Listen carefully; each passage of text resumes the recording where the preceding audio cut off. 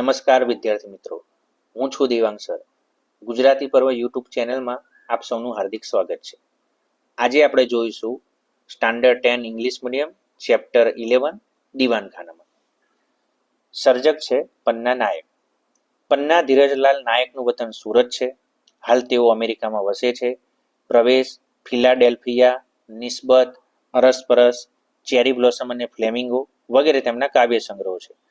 રંગ ઝરૂખે એ તેમનો 11 દીર્ઘ કાવ્યોનો સંગ્રહ છે. વિદેશીની ગ્રંથમાં તેમની તમામ કવિતા સંગ્રહિત થઈ છે. નારી સંવેદનાની અભિવ્યક્તિ એ તેમની ખાસ ઓળખ છે. મુખ્યત્વે આમણે જે કવિતા રચી એમાં નારી સંવેદન મુખ્ય તરીકે વર્ણન નિરૂપણ વિષય બન્યો છે. અમેરિકામાં વસતા કવિયત્રી આધુનિક માણસની એકલતા અને નારીનું સંવેદન અસરકારક રીતે આલેખે છે. આજે સાધનો અને સંબંધો વચ્ચેનું અંતર વધતું જાય છે. ઘરના દીવાનખાનામાં પડદા, લેમ્પ, ગાલીચા, સોફા વગેરે તો સરસ રીતે ગોઠવી દીધા. એથી દીવાનખાનું સુશોભિત થયું. પણ પછી નાયિકા જાતને પૂછે છે કે આ બધામાં મારું સ્થાન ક્યાં? હું મને ક્યાં ગોઠવું? તે પોતાનું કેન્દ્ર શોધી શકતી નથી. માણસ સંબંધની જગ્યા સાધનોથી તો ભરી શકે, પણ પછી એકલતા પણ અનુભવે. તેની વેદના કાવ્યમાં સરસ રીતે વ્યક્ત થઈ છે. નાયિકા અમેરિકા વસી રહ્યા છે, બરાબર. નાયિકા આખું દીવાનખાનું બદલી નાખે છે, પણ પછી અંતમાં વિચારે છે કે મારું સ્થાન ક્યાં? સાદી ભાષામાં તમને એક એક્ઝામ્પલ આપી દઉં. માની લો કે તમને એવું કહેવામાં આવે કે તમને જે ગમે 5 સ્ટાર હોટલમાં તમારે 1 મહિનો રહેવાનું છે, બરાબર. પણ શરત એટલી છે કે તમારે રૂમની બહાર નીકળવાનું નથી, કોઈની સાથે વાતચીત કરવાની નથી. તો બહુ તો તમને 5 દિવસ, 10 દિવસ, 15 દિવસ ગમશે, પણ પછી તમને શું યાદ આવશે? એકલતા લાગશે, કંટાળો આવશે. બધું મળી તો જાય છે પણ મન લાગતું નથી. એમ ભૌતિક વસ્તુ તો દરેક મળી ગઈ, પણ મન લાગતું નથી. એટલે આપણે કહી શકીએ કે જીવનમાં માત્ર ભૌતિકતા જ આનંદ આપે છે તેવું નથી. ભૌતિકતા સિવાય માણસને પ્રેમ અને હૂંફ જોઈએ છે. હવે કાવ્યની લાઈન ટુ લાઈન સમજૂતી લઈએ આપણે. દીવાનખાનાને વ્યવસ્થિત કરું છું.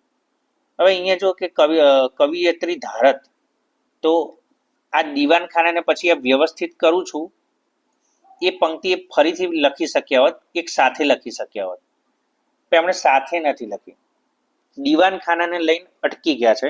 ત્યાંથી તરત પછી નીચે બીજી પંક્તિ લખી રહી છે. તે એમને નથી લખી, એની પાછળ એક કારણ છે. જે શબ્દો છે એને ટુકડા કરી નાખ્યા છે કવિએ, અને એક એક શબ્દ દ્વારા નાયિકાના મનમાં ચાલતા વિચારો દર્શાવવા માંગે છે.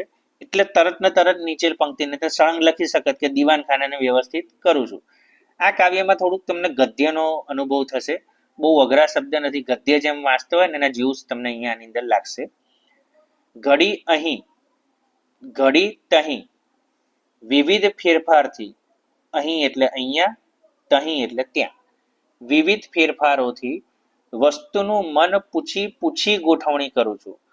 વસ્તુના પણ કવિયત્રી પૂછે છે કે ભાઈ તારે ક્યાં તને જવું છે. હવે તમને મનમાં પ્રશ્ન થાય કે વસ્તુ ક્યાં બોલવાની છે, પણ અહીંયા કવિતામાં કવિયત્રી કટાક્ષ કરે છે કે જો વસ્તુના પણ એક જાતની પસંદગી છે કે ભાઈ તારે ક્યાં જવું છે.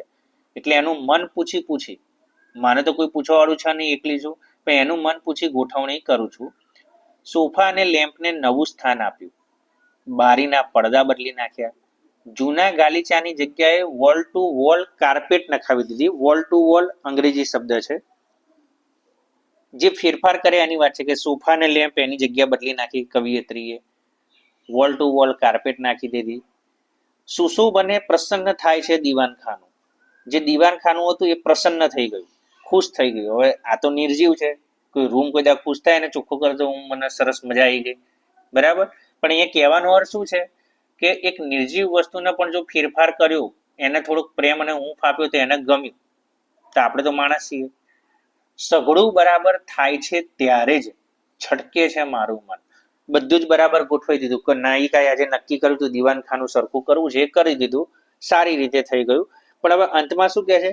છટકે છે મારું મન. છટકે છે એટલે ગુસ્સો આવે છે એમ નહીં, પણ વિચારોમાં ખોઈ જાય છે. શું? એ જો આ બધામાં મને ક્યાં ગોઠવું. જો આ જે પ્રશ્ન જે પૂછ્યો છે ને, ખરેખર એની અંદર એક કટાક્ષ છે. મને ક્યાં ગોઠવું? દરેક વસ્તુ માટે ઘરમાં જગ્યા છે, ગોઠવાઈ ગઈ, પણ મારી વાસ્તવમાં નાયિકા એકલા રહી ગયા છે. એટલે કોઈ સંબંધોનો અનુભવ નથી એમને, કોઈ પ્રેમ મળી રહ્યો નથી.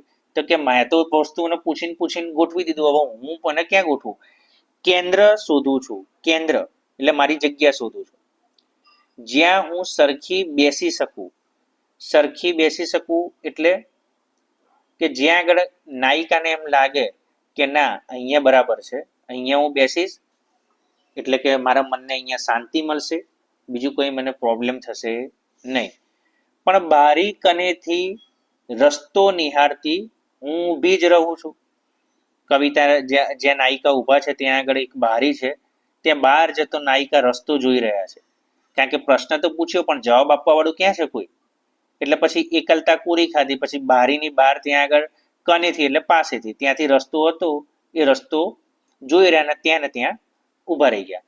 આમ આ કાવ્યની અંદર આ જે છેલ્લી લાઈન છે, હું ઊભી જ રહું છું, ત્યાં આપણું કાવ્ય પૂર્ણ થઈ ગયું.